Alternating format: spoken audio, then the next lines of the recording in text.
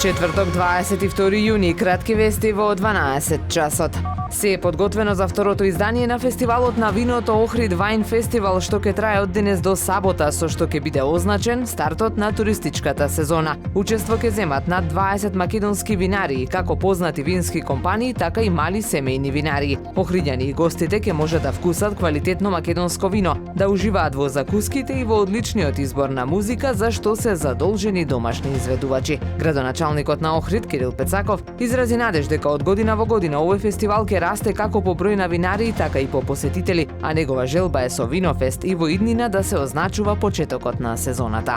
Сладководните краби годиниве наназад стануваат се почеста гледка во водите на Охридското езеро. Репортерите на Охрид през деновиве ги фотографираа додека беа на прошетка по градскиот кеј. Станува збор за краба која е широко распространета и освен во Охридското езеро, се среќава и во сладките води на Италија, на Малтешките острови, Хрватска, Црна Гора, Грција. Најактивни се во периодот помеѓу мај и октомври, пошто од ноември до февруари хибернираат во природни засолништа или во јами. Според еколозите, зголемениот број на краби е резултат на намалената популација на езерскиот рак, кој годиниве наназад скоро и да исчезна од езерото.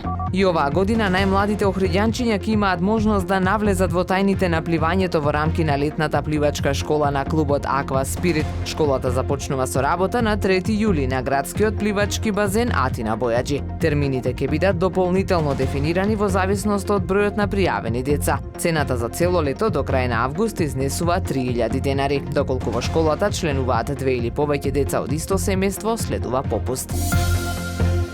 Времето денес сончево и топло со мала до умерена локална облачност и слаб до умерен северен ветер. УВ индексот ќе биде 8, максималната температура во Охрид до 30 степени. Повеќе информации на ohridpress.com.mk.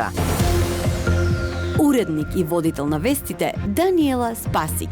Технички реализатор Реджеп Селман.